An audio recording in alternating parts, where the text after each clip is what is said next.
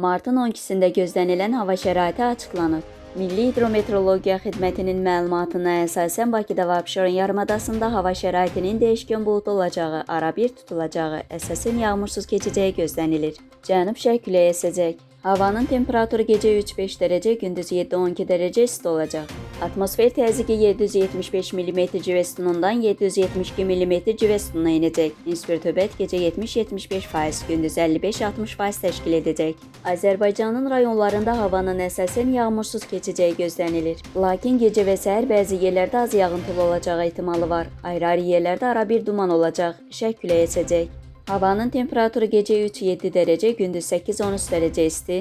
Dağlarda gecə 7-12 dərəcə şaxta, gündüz 3 dərəcə şaxtadan 2 dərəcəyədək isti olacaq.